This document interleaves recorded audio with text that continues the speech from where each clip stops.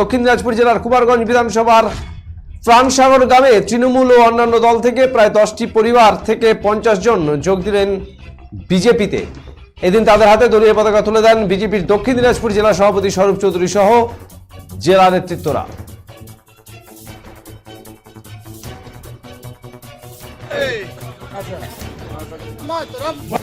আপনার নামটা? জগন প্রামাণিক। আপনি কোন পার্টি করতেন? আগে তৃণমূল করতাম। তো এই পার্টিতে আসার কারণ? তৃণমূল করাতে যাচ্ছি, ওরা যে করতেছে তাতে ওই দলে থাকলে মায়ের খাতে হবে, কথা শুনতে হবে, অথবা ওই দল বাদ দিয়ে এবার আমরা বিজেপি করি। আপনি বললেন কথা শুনতে হবে, কি ধরনের কথা শুনতে হবে আপনাদের? এই যে টাকা নেওয়া, ঘুষ খাওয়া।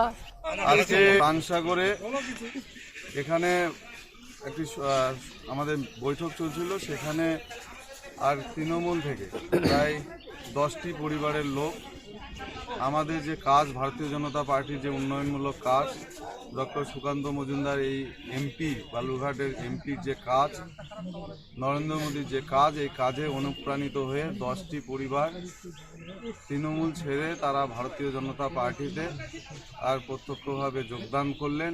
এই যোগদান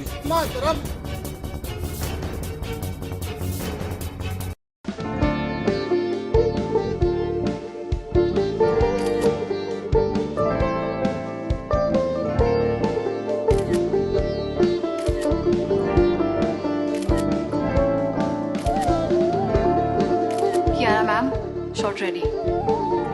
Just 1 second, huh?